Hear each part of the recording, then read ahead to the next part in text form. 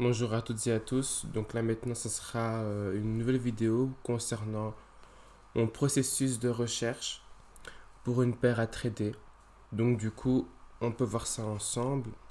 Je vais commencer par regarder les non-weighted currencies un par un et voir tout simplement ce qu'il se passe.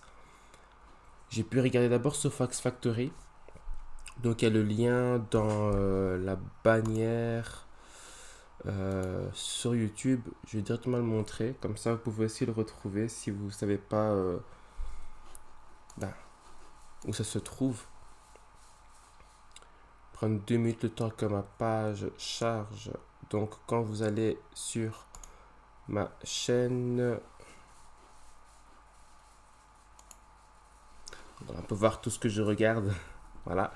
Et donc du coup, c'est ici à droite. Donc il y a Fox Factory, Bloomberg et Trading Economics. Et donc il suffira de cliquer dessus. Et comme ça, vous avez directement le lien. Donc moi, je conseille de mettre dans le filtre les plus impactants. Donc rouge, orange. Les jaunes, il y en a pas mal, mais c'est ce qui impacte le moins le marché. Donc du coup, je ne mets pas. Et puis ensuite, également aussi mettre l'heure. Donc je suis de Bruxelles. Je mets donc GMT plus 2 Brussels. Et le format, vous choisissez vous-même. Et donc du coup, on va attaquer ça tout de suite. Donc je sais que la semaine prochaine, il y aura normalement un FOMC. Il y a également aussi eu cette semaine pas mal de chiffres au niveau de l'emploi, notamment pour le dollar canadien et américain. Ils ont été assez négatifs. Il y a eu également aussi ce que j'ai pu dire dans la vidéo précédente. euh, donc les taux d'intérêt au niveau de l'OSI qui a augmenté, donc de 0,25% ou 25 BPS. Et donc du coup, et également aussi au niveau de l'emploi pour le dollar canadien qui est assez négatif. Donc on voit que les taux d'intérêt, il y a quand même un impact. Est-ce que maintenant ils vont continuer à augmenter les taux? Je ne sais pas trop. Donc la relation entre taux d'intérêt et l'emploi, ce qui se passe, c'est qu'avec les sociétés, comme ils ont du mal avec le crédit, vu que donc maintenant ça coûte plus cher, donc peut-être moins de filiales, les sociétés peuvent également aussi avoir moins de marchandises, parce que parfois ils peuvent prendre des crédits pour acheter des marchandises, donc du coup, comme ils n'arrivent pas à acheter des marchandises à cause des taux d'intérêt qui sont trop élevés, vu qu'ils ne savent plus emprunter, ils sont obligés de licencier certaines personnes, donc du coup, tout a un lien. Et ça, ce n'est que des exemples. Il peut en avoir encore d'autres. Et donc, du coup, la semaine prochaine, il y a ce qui est très important. Donc, c'est tout ce qu'il y a ici, hein. Et donc, du coup, moi, ce qui m'intéresse le plus, c'est le CPI. Donc, le CPI pour voir si euh, les taux d'intérêt actuels ont un impact sur l'inflation. Donc, CPI, c'est l'inflation. Et donc, du coup, si c'est vraiment réduit ou pas. Si c'est vraiment oui, ça a descendu ou pas. Et donc, du coup, il y a le CPI year to year, donc année par année, et monthly to monthly, donc l'IPC chaque mois en fait.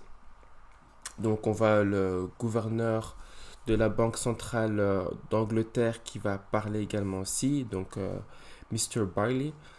Il y a également aussi le GDP, donc le PIB mensuel, ainsi que le Core Purchasing Index, donc c'est les directeurs d'achat, voir si maintenant il y a une variation de prix ou pas, donc pour le Core, et également aussi pour de base, donc le IPP de base, donc le FOMC comme je dis là tantôt, donc mercredi. Il y a Kiwi, donc néo-zélandais, les néo-zélandais qui vont dire leur PIB, donc quarter to quarter, donc chaque trimestre. Aussie, au niveau du changement d'emploi. Donc voir également si maintenant il y a un problème, toujours avec les taux d'intérêt ou pas. Il y aura Lagarde qui va parler également aussi, donc Christine Lagarde. Et donc voir si maintenant le forecast des 25 BPS sera fait ou pas. Donc ça sera donc jeudi avec le Monetary Policy Statement. Et puis donc dans la même journée, le Core Retail Sales. Donc du coup, deux ici. Parce qu'un qui sera donc le corps et puis l'autre de base. Le corps, c'est également aussi à voir avec, si je ne me trompe pas, c'est à voir avec tout ce qui est électricité et nourriture. Donc variation, parfois on regarde euh, de base, donc vraiment tout en général, mais également aussi avec donc tout ce qui est électricité, tout ce qui peut avoir des variations directes. Il me semble que c'est ça. Après maintenant, il faut vraiment que je regarde IPC par exemple corps. C'est quelque chose que j'ai déjà regardé, mais que j'ai du mal à retenir. Donc le corps inflation est une inflation dont on a retiré certains éléments fluctuants, comme par exemple les matières premières agricoles ou énergétiques. Donc voilà, tout ce qui a à voir avec l'électricité, donc c'est plutôt l'énergie, et donc les matières premières. Donc le corps, c'est tout ce qui a été, donc les matières premières agricoles et énergétiques qui ont été retirées. Donc de base, et l'IPC base, il y a Retail Sales base, et donc du coup là on compte tout ce qui est, toutes les variations des matières premières, et donc l'énergie comme on a pu le lire là ensemble.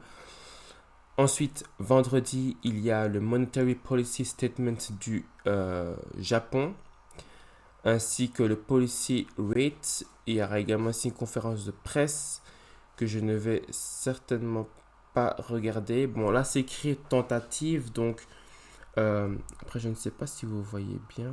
Je vais peut-être zoomer. Je viens de capter maintenant. Ups. J'espère que ce sera assez clair pour vous.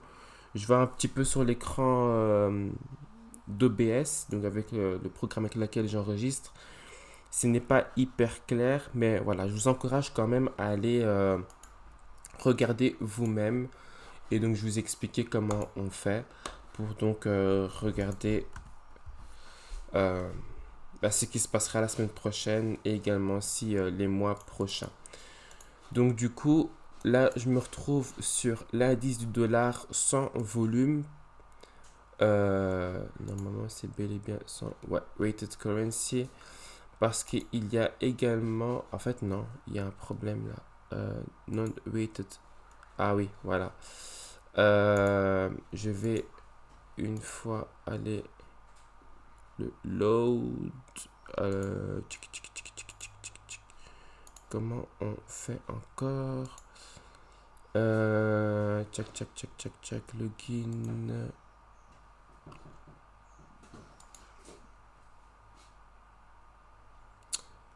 Importer la liste, voilà. En fait, j'ai load le Weighted Currency Index là tantôt, donc hors caméra.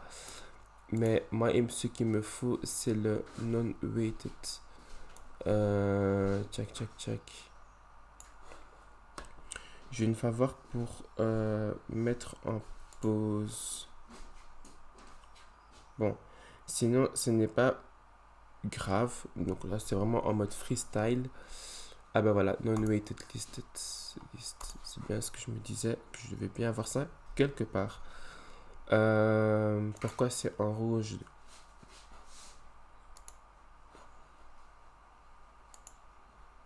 Ce n'est pas valide. Bon, ce n'est pas grave. On va directement attaquer avec les paires qui pourraient potentiellement m'intéresser. Donc je suis toujours sur le trade sur ODNZD, donc OZQI.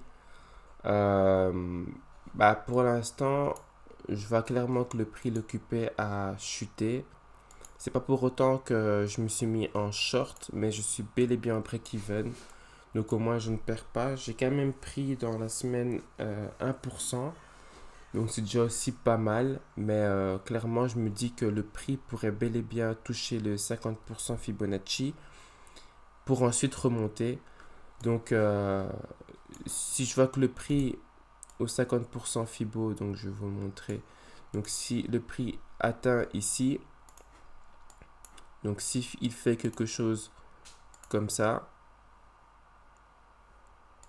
pour après rebondir et faire ça. Donc je vais certainement pas rentrer là, à moins que je vois que le RSI et que le comment ça s'appelle, le SMA 50, parce que j'ai un SMA 50 ici, un Smooth Moving Average ici de 50, le noir, les petits pointillés. Donc s'il y a ces trois confluences là, peut-être que je vais me dire ok, je vais me placer. Et alors je verrai sur du M15, donc du 15 minutes pour pouvoir rentrer dedans. Surtout s'il y a un pattern de retournement style head and shoulder inverted ou un truc comme ça. Ou sinon une bougie, un avalement ou bien j'ai oublié comment il s'appelle, mais c'est en gros le body qui est assez court. Je vais peut-être montrer un exemple quelque part si je vois quelque chose comme ça. Voilà. Donc je vais même zoomer.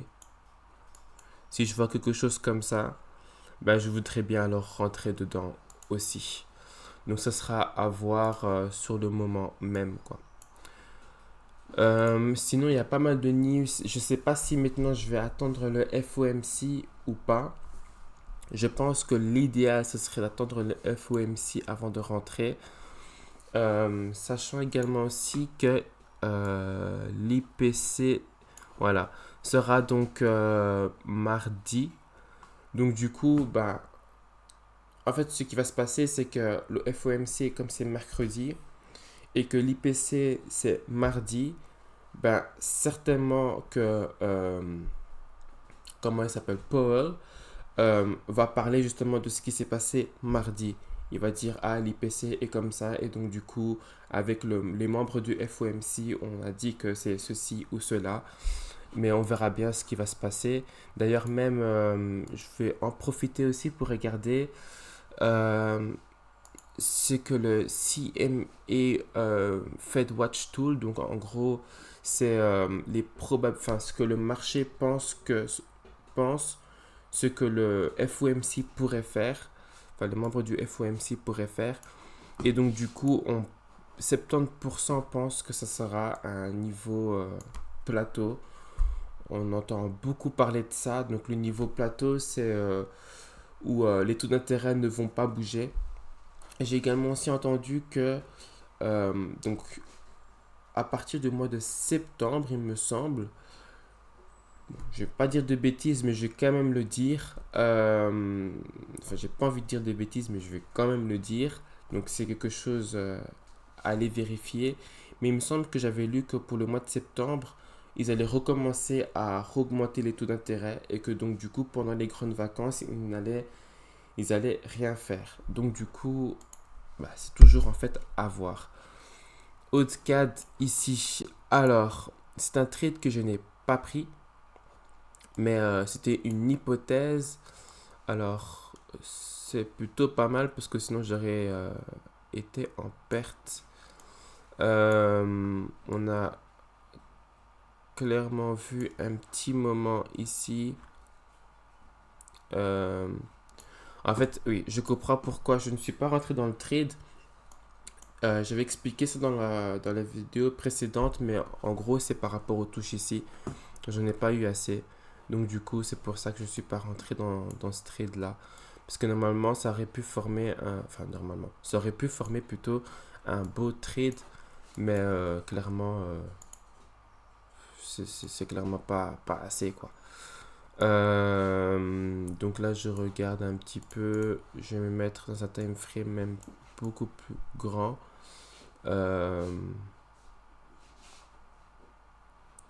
Alors là, je vois clairement pas une belle tendance. En fait, je regarde un petit peu ici, mais on voit que j'arrive même pas à tracer comme j'ai envie de tracer. Donc je préfère me partir plus large. Quelque chose comme ça, parce que au moins je me dis que j'ai déjà ma première touche ici, ma seconde touche là, et après, bon ben, ça serait à voir. Moi, je pensais que le marché pouvait potentiellement descendre ici, mais sans certitude. Euh, donc du coup, bon, c'est pas quelque chose qui m'intéresse le plus. Néanmoins, on reste dans une tendance assez baissière. Euh, je regarde si c'est pas trop vertical et je trouve que non. Ça passe encore. Donc c'est un support qui est assez bien, qui tient bien quoi.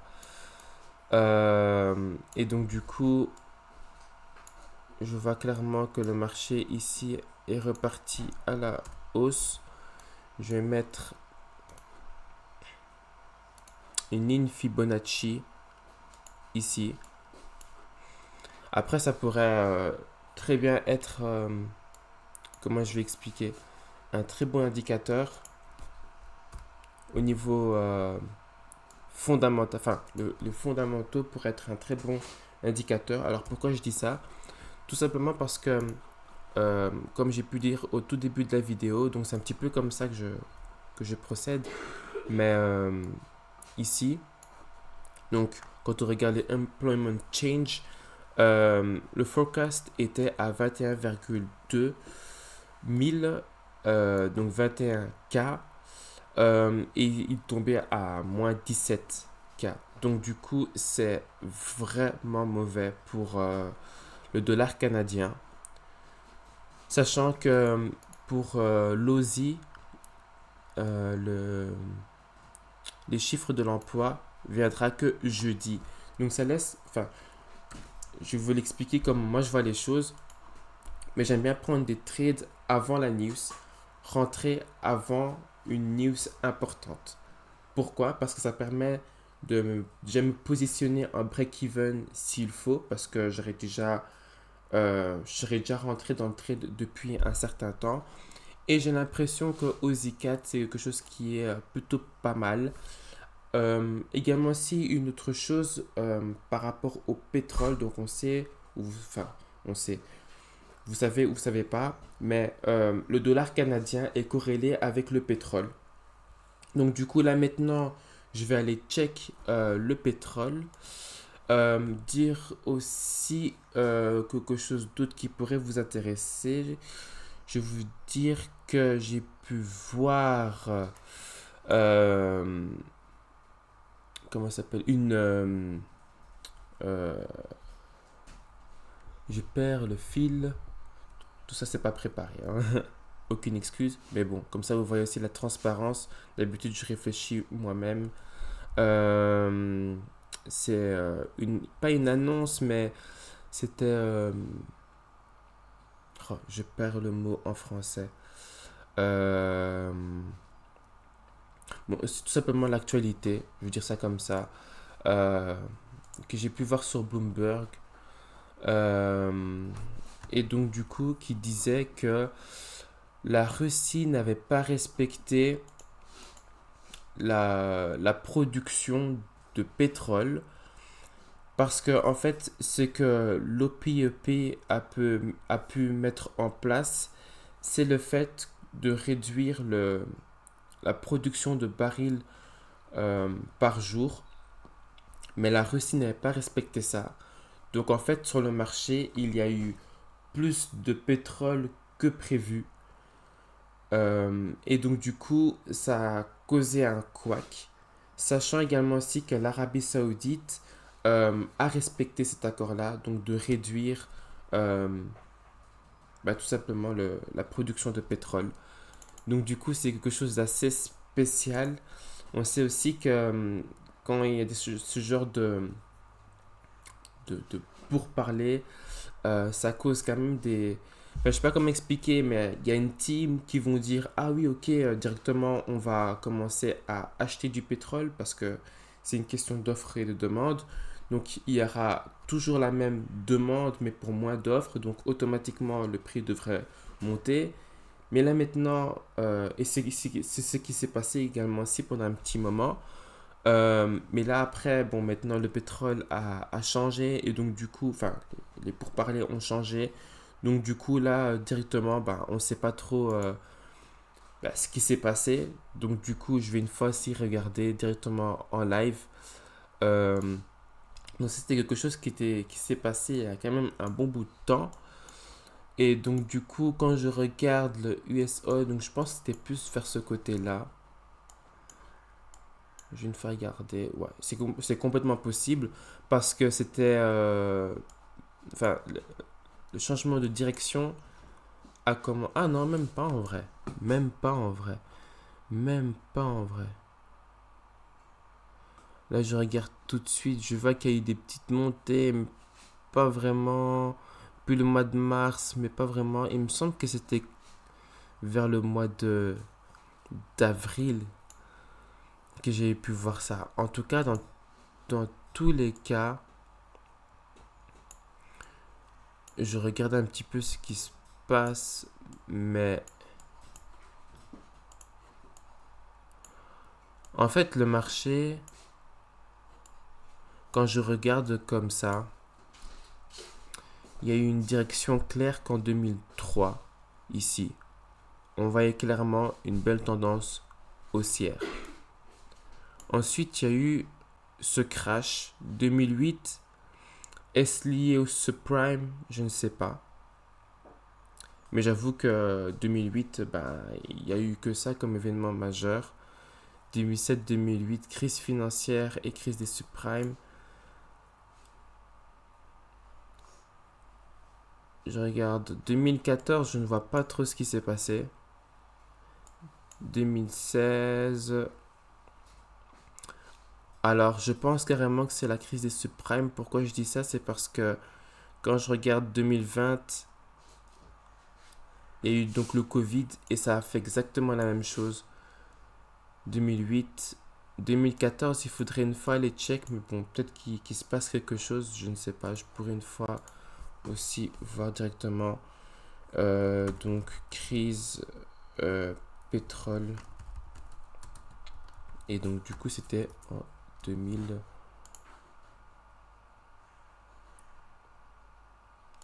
2018 ici, 2014 là. Alors, on voit directement baisse du pétrole de 2014 à 2016. Alors, je vais une fois tenter de zoomer sur la page, mais là encore, je pense que vous ne... Ah, voilà, nickel. Comme ça, vous pouvez voir.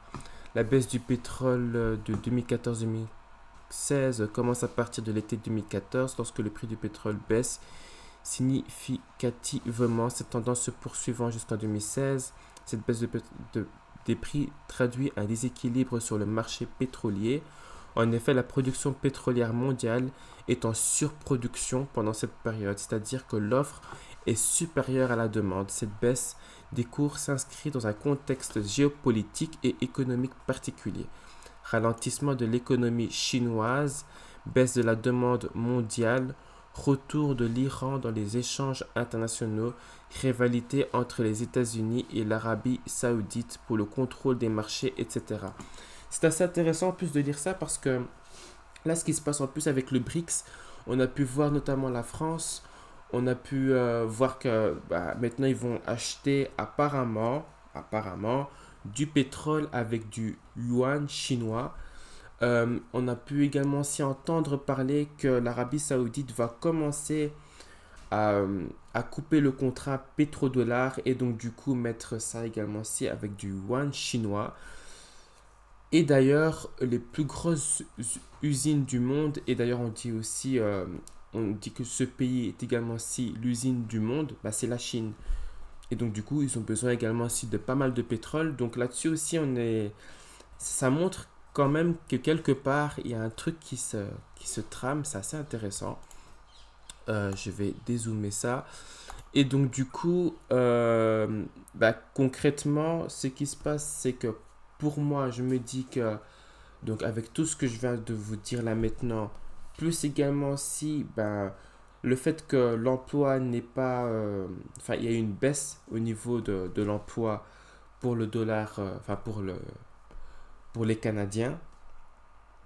Également aussi, ben, on ne sait pas trop s'il y aura une baisse de pouvoir au niveau du dollar américain, sachant que le- je veux dire, les pays qui ont un accord commercial avec les États-Unis, euh, est, enfin, un des pays, parce qu'il y en a beaucoup d'ailleurs qui ont des accords commerciaux, des accords commerciaux avec les Américains.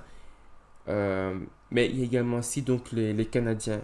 Les Canadiens, ils sont frontaliers, ils ont beaucoup d'accords, ils sont corrélés au pétrole. Donc du coup, pourquoi pas chercher à acheter de l'OSI face euh, au dollar canadien.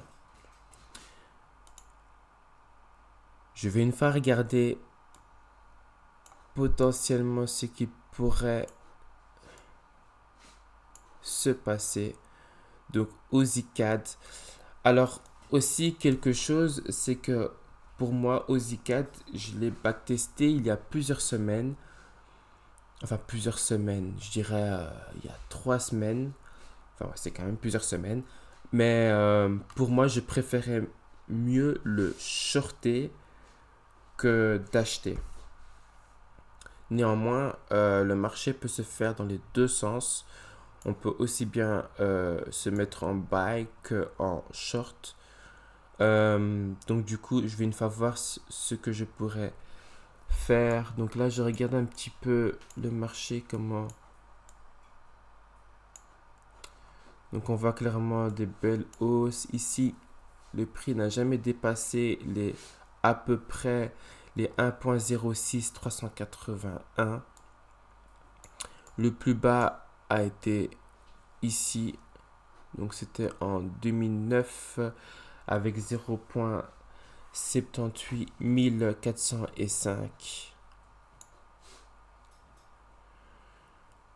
Il y a eu ce renversement après le Covid, enfin après le Covid. Euh, Clairement, il y a eu cette période Covid ici, donc vers mars. Ici, c'est même affiché à partir de janvier. Pour les personnes qui ne savent pas, qui viennent de commencer le trading ou qui ne sont tout simplement pas au courant, mais si vous êtes assez de, enfin, au moins si vous avez suivi en 2020, en fait, il y a eu le quantitative easing des banques centraux. En fait, c'est quoi? C'est le moment où, donc on a vu le Covid, tout a été ralenti. Je pense qu'il y a tellement de vidéos sur YouTube qui en parlent que donc allez regarder à droite à gauche, même sur Google, le QE ou Quantitative Easing. Donc en gros, c'est le Covid qui est arrivé. Donc je vous mets d'abord le contexte. Donc rappelez-vous un petit peu en arrière, mais il y a le Covid, donc tout est en arrêt, ok. On a pu voir quand même que le marché a bump. Donc est parti en hausse. Qu'est-ce qu'il s'est passé? C'est que ben, le QE est rentré en place. Donc c'est ce que les banques centraux font.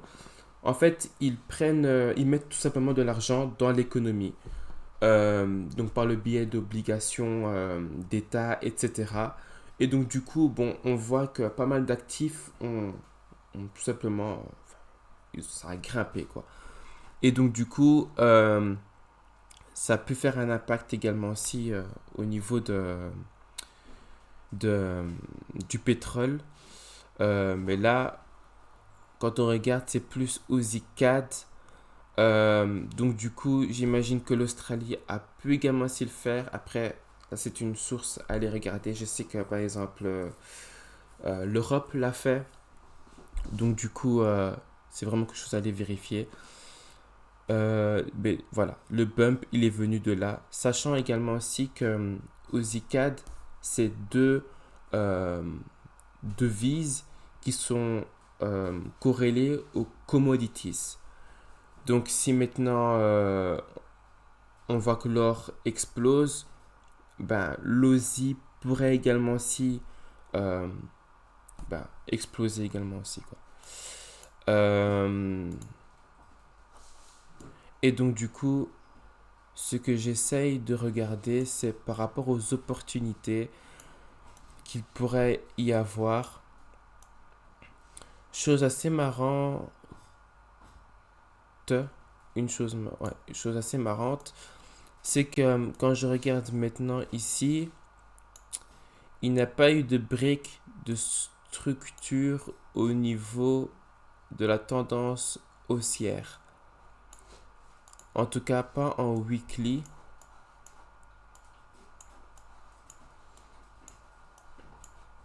J'essaie de regarder. En fait, c'est vraiment sur... Ah, si, quand même en daily. C'est vrai que le contraire aurait été assez étonnant. Sachant que la tendance... Enfin, c'est pas si clean que ça en vrai, hein. Mais certainement que sur un time frame plus bas.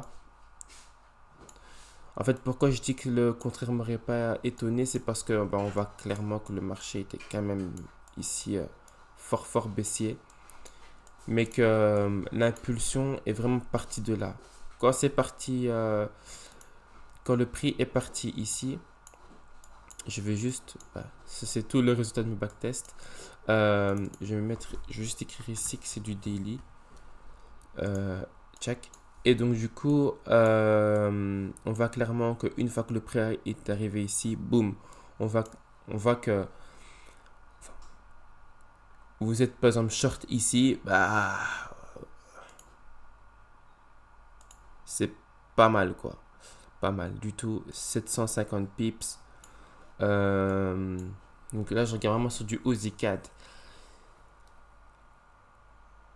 Alors, je réfléchis en même temps, mais je me dis que ça veut dire que la période où on était tout ça, la période ici, ça a été certainement une période où, euh, en vrai de vrai, j'allais dire une période où ça allait bien. Mais est-ce que réellement, du 21 au 22, donc de l'année 21 au 22, je dis ça parce que je vois 21-22 écrit en bas, mais 2021 à 2022, est-ce que ça a réellement été une période où... alors, je vais une fois vérifier. Déjà, je vais regarder au niveau des indices. Donc, où je me réfère le plus, c'est le S&P. Ah ben oui, clairement, 21, 2021, 2022. Clairement, bah voilà. En fait, le quantitative easing a commencé ici, mais je ne sais vraiment pas à partir de quel moment, en vrai, ils ont arrêté.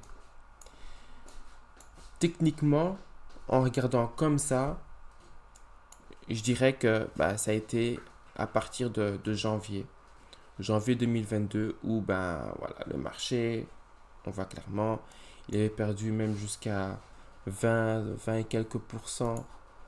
C'est à ce moment-là où on s'est mis en bear market.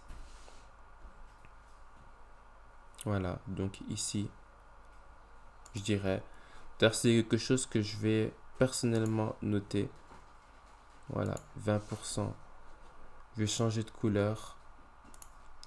C'est quelque chose que j'encourage fortement à faire. Donc, je vais me mettre ici, moins 20. Et donc,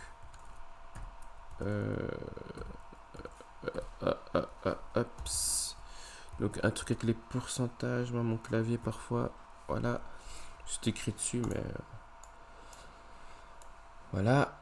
Et ensuite, tchac. Il y a aussi quelque chose que je trouve, bon là je sors un peu du sujet, mais quelque chose, que, quelque chose que je trouve assez surprenant, c'est tout simplement la hausse là maintenant actuellement, enfin la hausse actuellement. Euh, je ne comprends pas parce que pas mal de personnes parlent de récession. On voit que au niveau du PIB américain, bon, il tient encore, hein. Notamment grâce aux services, il me semble. C'est un pays de services, mais voilà, il tient encore. on parle pas encore de récession. Après, ça fera l'objet d'une autre vidéo encore, mais c'est juste par rapport au yield euh, curve inverted. En gros, il y a quelque chose, je donne un tout petit indice, j'espère que je vais retenir ça pour la prochaine vidéo, mais en gros, les obligations d'État permettent de prédire, entre guillemets, quand il y aura une récession. En gros, c'est un style de, comment on dit ça, de bande-annonce, si je pourrais dire ça comme ça. Euh, En gros, quand il y a sur les 10 ans, donc les bons d'État sur 10 ans, on appelle ça je vais y arriver. On appelle ça les yields, donc les rendements. Quand les rendements sur 10 ans euh, sont inversés avec les rendements sur 3 mois pour la Fed, il faudra que je vérifie tout ça, hein. 3 mois pour la Fed. Donc la Fed regarde ça, donc la Banque centrale des États-Unis. Je sais que j'ai regardé ça. C'est hyper technique et parfois je m'y trompe encore. C'est pour ça que je préfère mieux regarder. Tchac, tchac, tchac. Je sais que je l'avais mis dans mes notes. Sinon, vous savez quoi?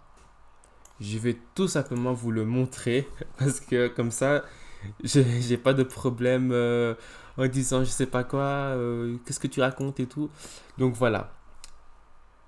Ça, honnêtement, je vous fais un shortcut de ce que j'ai appris quand même depuis un certain temps. Et ça, c'est quelque chose que j'ai appris récemment. Euh, donc, ça, on s'en fiche. Alors, ça, c'est quelque chose de hyper fort parce que vous allez comprendre ce que la majorité de personnes ne comprend pas et quasi pouvoir investir dans des moments assez clés parce que c'est tout simplement pas le moment pour l'instant.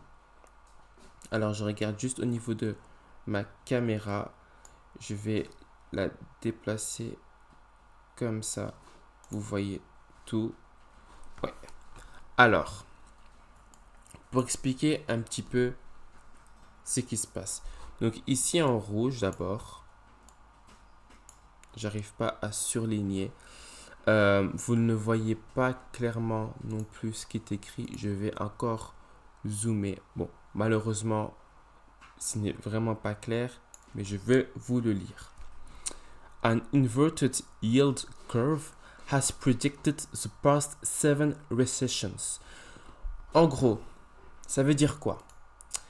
Les yields, les courbes des yields, donc les yields, c'est le rendement, donc les courbes de rendement inversées ont prédit les 7 récessions passées. Ça veut dire en gros que, avec ce que vous voyez là, on peut voir les 7 récessions passées. En fait, je vais recommencer, mais les prédictions des 7 récessions passées, donc les prédictions, donc avant que ça se passe, parce que en fait, au niveau de la technique, les rendements, on peut montrer les problèmes. En gros, il y a des choses techniques, notamment les rendements, qui permettent justement de montrer les récessions qui pourraient potentiellement arriver et qu'on a vu que, en ayant vu les mêmes courbes, enfin, c'est pas les mêmes courbes parce qu'on voit clairement que les courbes ne sont pas pareilles, mais il y a toujours, vous savez, c'est comme quand on trade, on dit par exemple, ok, 50% Fibonacci. On voit qu'il y a une divergence haussière. On voit qu'on est sur une tendance baissière. Ah ben, il y a beaucoup de probabilités que ça soit vrai. Mais là maintenant, on vous dit que c'est quasi sûr parce que ça a déjà prédit cette récession. Donc, c'est juste pour dire que c'est assez dingue. Honnêtement, quand j'ai appris ça, c'est quelque chose d'assez dingue. Et donc, du coup, comment il faut le lire? J'essaie de bien l'arranger pour que vous voyez vraiment le tout. En fait, ce qui se passe, c'est que donc là maintenant, il y a l'inflation, blablabla, augmentation des taux d'intérêt, blablabla. Tout ce que vous voyez là actuellement, c'est comment je vais expliquer ça d'une façon assez claire. Tout ce qui se passe sur le marché financier actuellement n'est pas directement impacté sur le marché en réel. En fait, c'est comme si je vous disais, quand on va dans un magasin, vous achetez un produit, vous payez en cash, vous recevez le produit directement. Donc en fait, la cause à effet est directe. Je vais dans un magasin, j'ai un produit, par exemple un téléphone, j'ai le téléphone dans la boîte, je paye, carte, cash, peu importe, j'ai mon téléphone avec lequel je rentre à la maison et c'est fini. Eux, ils ont leur argent. Bon, après, il y a encore pas mal de choses au niveau des banques, mais ça, je ne vais pas en parler, pas du tout, parce que sinon, je m'éloigne. Mais en tout cas, j'ai le téléphone, eux, ils ont leur cash, entre guillemets, bon, voilà, qui passe directement de mon compte à leur compte, et c'est terminé. Mais là, je vous dis que l'augmentation des taux d'intérêt, notamment, eh ben, ça n'a pas un impact direct sur le marché. Même si au niveau des banques, maintenant si vous partez dans une banque, peu importe laquelle, ils vont vous dire, ah oui, les taux d'intérêt, ils sont là maintenant autant, donc ça a augmenté. Mais ça ne prend pas tout en considération. Exemple encore, donc là maintenant je suis sur Bruxelles, donc en Europe, les taux ont augmenté. Mais pourtant, on voit toujours des personnes acheter. On voit que l'immobilier se porte, je ne vais pas dire bien, parce qu'on a connu il y a 2 ans des taux d'intérêt qui étaient d'1% par exemple. Mais voilà, on ne voit pas réellement d'impact. L'offre et la demande, ça va encore. Mais il y a beaucoup de personnes qui parlent par exemple de chômage, qui parlent également aussi de problèmes au niveau de l'immobilier. D'ailleurs, par exemple au Canada, j'ai pu voir un reportage qui disait que certaines personnes avaient acheté un bien immobilier, mais qu'ils devaient reprendre un nouveau crédit et que donc du coup, en fait, ce qui s'est passé, c'est que ils ont pris un nouveau crédit, donc ça allait bien, mais se sont rendu compte que tellement que le taux a augmenté et que l'offre et la demande, que la demande a, a attends, en gros, c'est l'offre qui a chuté et la demande qui continue à être plateau. J'ai réfléchi en même temps parce que parfois la notion offre et demande, c'est quelque chose d'assez compliqué à expliquer du moins. Quand on voit graphiquement, c'est facile, mais bon, voilà. Et donc, du coup, en fait, ce qui s'est passé, c'est que, admettons, ils ont acheté un bien à 300 000 dollars canadiens, donc là-bas. C'était pas ça, hein. Il me semblait que c'était pour 1 million ou quelque chose comme ça, ou 1 million, 1 million 2. Mais qui se sont rendus compte que vu que les taux augmentaient et que donc du coup au niveau de l'offre, ben, il y en avait moins, ben, que leur prix de leur bien immobilier, eh ben, le prix lui-même a chuté. Donc eux ils sont partis à la banque pour faire un crédit à 1 million, il me semble, 1 million de dollars canadiens. Mais que après le prix ben, a commencé, désolé je regarde ici parce que j'entendais un bruit, mais qu'après le prix a commencé à chuter. Donc au lieu que leur prix, au lieu que leur bien coûtait 1 million de dollars canadiens, d'un coup, ben, c'est parti à 900 000 dollars canadiens. Donc ça veut dire que, et ils n'avaient pas encore emménagé. Donc ben, avant d'emménager, eh ben, le prix de l'immobilier avait déjà commencé à chuter. Alors que d'habitude, les personnes ben, ont cette habitude ben, que tout simplement les prix des biens immobiliers augmentent à chaque fois. Et certaines choses qu'on voit notamment donc au Canada, on ne le voit pas encore ici en Europe. Et c'est ça en fait qu'on est occupé à voir au niveau des récessions. Tout ça, ça a un impact, mais ça prend du temps. On dit que souvent, une récession, c'est parfois un an et demi, etc. Mais ça vient de commencer que maintenant. Bon, bref, je vais commencer, sinon je commence trop à parler, ça fait déjà 45 minutes, mais genre juste pour expliquer que, voilà, ici, on voit clairement que les yield curves sont occupés à chuter. Alors, c'est pas quand ça chute qu'il y a la récession. La récession, c'est quand il y a les zones grises. Et quand vous remarquez bien, en fait, c'est vraiment une fois que le prix a dépassé la ligne rouge, donc dépasse d'abord la ligne rouge, et que ça remonte. Une fois que ça remonte et que ça part dans la ligne rouge, c'est à ce moment-là, en fait, où on voit clairement que la récession commence. Donc, le prix baisse ici en 1969. Ça a dépassé la ligne rouge. Ok, on est dans le pire. Puis ensuite, ça a arrivé dans le moment sur la ligne rouge. Et là, bim, on arrive dans la récession, dans la zone grise. Pareil pour ici. On a dépassé la ligne rouge. On s'est dit, ok, là, pas encore de récession, d'accord. Il a failli break la ligne rouge, mais finalement pas. Il est redescendu ici. Bon, là, ça a un petit peu fait différemment. Mais voilà, il y a une période de récession. Après, justement, cette baisse encore au niveau, enfin, juste en dessous de la ligne rouge. Et c'est pareil un petit peu partout. Donc ici, ça a break, ça a pris du temps. Donc ça a chuté, chuté, chuté, chuté. Et au moment où le marché commence à remonter vers la ligne rouge, eh ben, hop, en fait, il y avait une récession. Pareil pour ici, on s'est dit, ah, ça a dépassé. De nouveau, dans un moment très difficile en 1980, hop, ça a remonté vers les lignes rouges, presque, c'est redescendu et hop, en récession. Et là, je vous parle de choses de 1980, on peut se dire, punaise, c'était il y a très très très longtemps, mais qu'est-ce que tu racontes? C'est peut-être, voilà. Bon, après, pour certaines personnes qui sont vraiment des traders, etc., vont savoir que ce qui se passe au passé, ben, peut potentiellement se passer également si maintenant.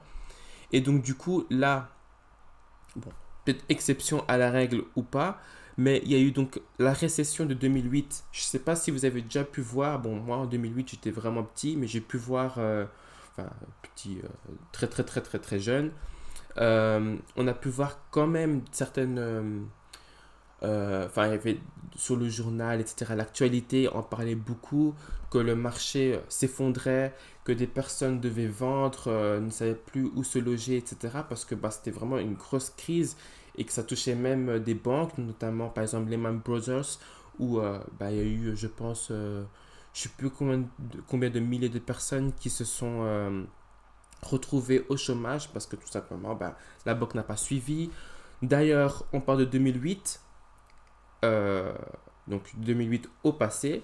Là maintenant, on est le 10 juin 2023. Ça fait maintenant, je pense, 2 mois que Crédit Suisse a été racheté par UBS. Quand vous regardez maintenant les courbes de Crédit Suisse à l'époque, ça correspond bah, vraiment à 2 gouttes d'eau à ce qui s'est passé pendant la crise de 2008. Ça veut dire que ce qui s'est passé en 2008, ça a eu un impact encore il y a 2 mois avant qu'UBS, bah, ou 2, 3 mois, peut-être un peu plus maintenant, je ne sais plus. Mais en tout cas, ça date de cette année-ci, il y a max 4 mois. Juste pour dire qu'il y a encore bah, des crédits de 2008, des problèmes de 2008 qui sont encore actuels, bah, qui sont encore là en fait actuellement. Donc du coup, juste pour dire que les yield curves, c'est hyper important et que donc maintenant, là on voit les chiffres de juin 2023, donc j'essaie de bien mettre, comment ça s'appelle, la ligne ici, donc on est à moins 1,473%. Le moment où cela va remonter, on va voir ce qui va se passer. Bon, en tout cas, tout ce qu'on sait, c'est que la plupart des investisseurs actuellement sont en cash. Donc, je pense que ce qui est tradé le plus maintenant doit être le Forex. Sinon, beaucoup d'obligations d'État, juste pour avoir au moins un tout petit peu de rendement quelque part, quoi. Sachant également aussi que si vous avez eu depuis le début de la crise du dollar, il me semble que ça a grimpé de 20%. Euh, je vais une fois regarder là comme ça. Euh, Ça, c'est le prix. Bon. Je vais même aller directement sur l'index. Ce sera peut-être même plus simple. Bon, bien sûr, il y a eu cette retombée, hein. Mais il y a eu un moment où on disait vraiment dollar is king. Bon, on dit souvent cash is king, mais pour moi, c'est dollar is king. Je dis ça souvent avec David. Et donc, du coup, voilà, 25%. Ça veut dire que de 2021 à 2022, pendant la grosse remontée, euh, vous avez eu clairement plus 25% en ne faisant strictement rien. Puis la montée a été tellement agressive, surtout ici vers la fin, que il fallait bien un moment que ça tombe. Et donc du coup, là maintenant, c'est occupé doucement doucement à descendre. Bon, on sait que tous les problèmes qui se passent là maintenant, mais honnêtement, je pense que ça pourrait rebump un moment. On a évité le pire avec le plafond de la dette. Et donc du coup, je vais juste terminer cette vidéo parce que je me rends compte que c'est peut-être assez long, mais que je vois vraiment pas le temps passer pour le coup. Euh, En fait, j'avais déjà une idée par rapport à ça en regardant tout ce qui s'est passé. Mais concrètement, ce que moi je compte faire, c'est chercher le short ici. Alors, je vais me mettre en H12 ici. Alors, pourquoi? Toujours selon mon plan de comment je trade, etc. Je vois clairement qu'ici, il y a plusieurs touches, hein. Voilà, je vais mettre encore une fois ici. Ou même parce que j'ai un peu espacé. Parfois, j'aime bien espacer un peu les choses. Donc, du coup, on voit clairement que je vais aussi enlever la ligne Fibonacci. Ups. Enfin, le retracement de Fibonacci, la ligne Fibonacci. Le retracement de Fibonacci. Je vais également aussi enlever ceci. Et donc, du coup, on voit que là, ça a bien touché. Ups. Je vais un petit peu raccourcir, un petit peu coller le tout. Je préfère me viser ces mèches là. Bon, ça ne doit pas être parfait non plus, hein, parce que je vois qu'ici ça n'a pas. Enfin, ça touche, mais je peux le faire toucher, mais je préfère mieux être large au niveau de ma ligne de tendance. Sachant également aussi qu'en plus, quand je regarde avec la SMA 50, bon, à part ici où ça ne touche pas réellement, mais après maintenant ça se rapproche énormément depuis le mois de mai, depuis le 4 mai. Donc pour moi, c'est quand même quelque chose d'assez propre. Donc je mentionne que c'est sur du H12. Ensuite, j'attends le beau retest qui est déjà occupé à se faire. Alors ici,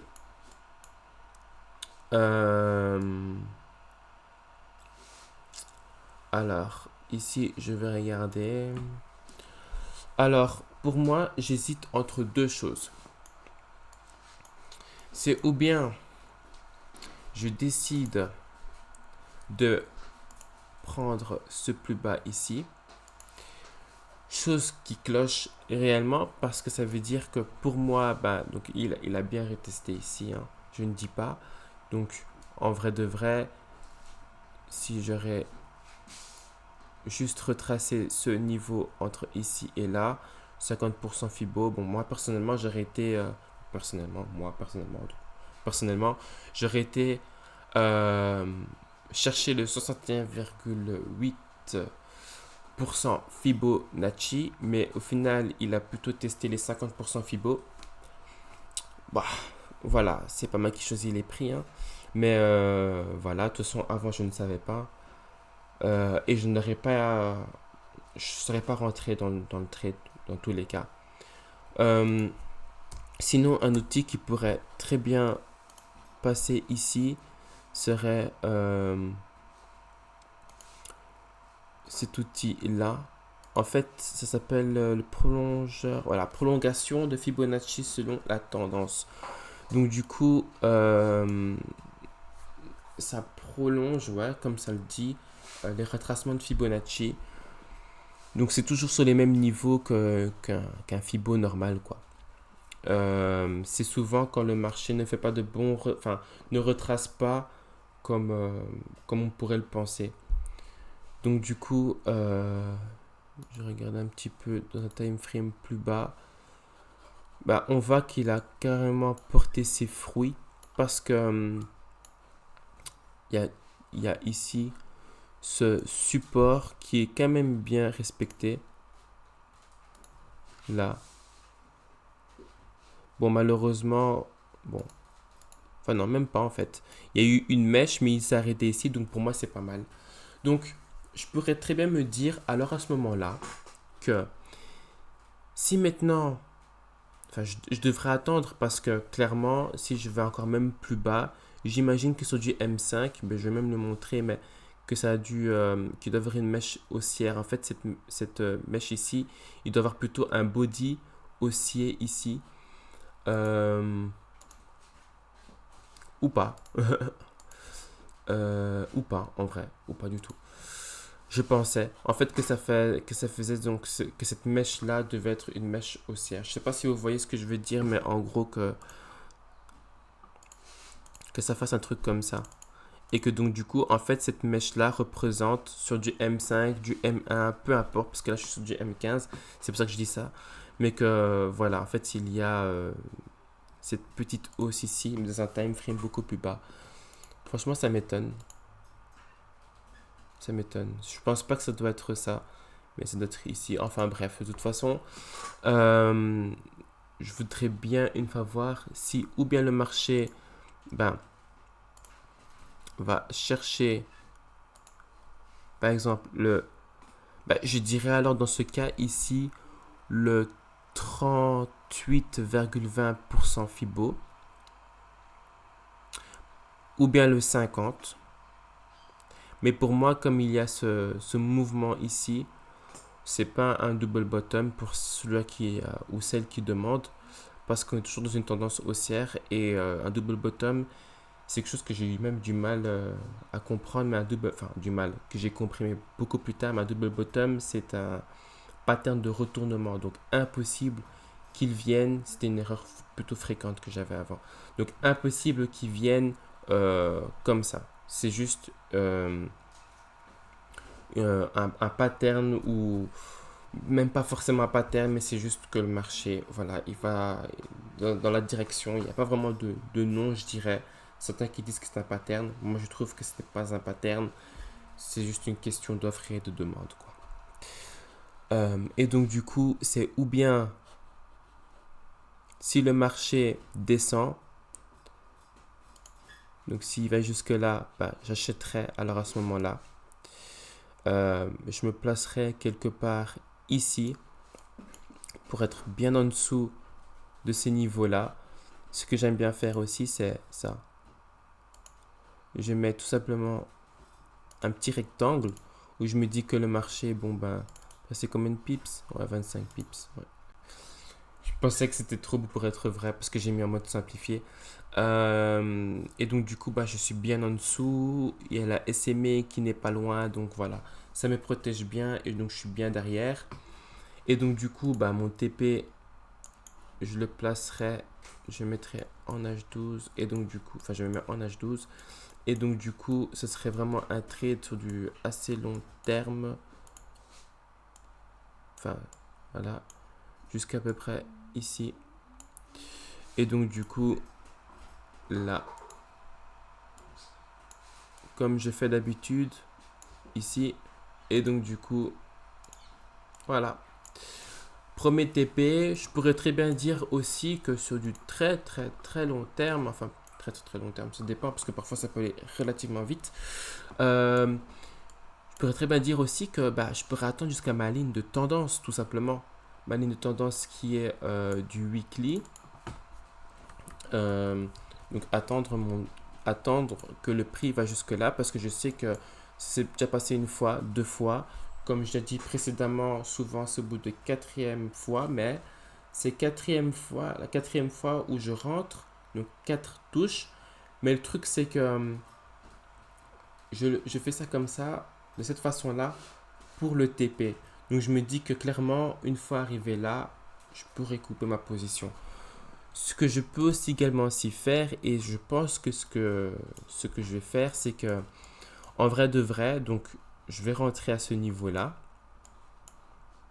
Donc je peux même retirer. Enfin, ça c'est une première hypothèse, hein. Après, donc ou bien le prix descend donc jusque là et je rentre ici, ou bien si le prix ben, il s'arrête ici parce que bon on voit clairement un bon support et qui rebump, ben, je vais attendre que le prix monte de cette façon là pour après retest au 50% Fibonacci pour rentrer au 50% Fibonacci et mettre un stop loss peut-être plus bas ou je vais voir comment ils font, enfin comment le prix se dirige, mais bon, voilà. Et donc du coup, par rapport au TP, ce que je voulais dire, juste avant de dire donc ça, c'est que je prends mes profits concrets ici et après je laisse le prix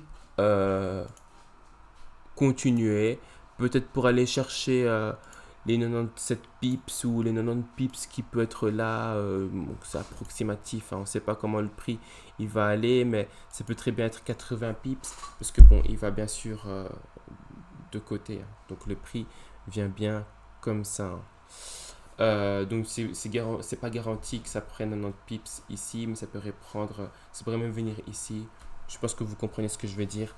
Et donc du coup voilà, je pense que haut de 4 c'est pas mal. Donc voilà, là c'est la vidéo du 10 du 6 2023. Demain je compte en faire une autre, voir si j'ai pas une autre opportunité. Il faudrait que je check un petit peu avant. Je préparais pas non plus la vidéo, mais bon voilà, je balance vraiment l'information comme ça, d'un coup, ce que je pense au moment avec mes recherches. Bon, bien sûr pas approfondi, mais de ce que j'ai pu quand même lire à gauche et à droite, quoi. J'espère que vous avez quand même appris des choses. Là, honnêtement, je pense que c'est une chose euh, qui ne sont pas vraiment dites en fait sur YouTube. C'est souvent des choses payantes. En tout cas, moi, j'ai dû payer pour ça. Donc du coup, voilà, j'espère que j'ai quand même fait votre journée, votre après-midi, votre soirée en disant toutes ces choses et en vous montrant toutes ces choses. Bien sûr, à vous également aussi de faire vos recherches. Et donc du coup, je vous dis à la prochaine. Ciao, ciao.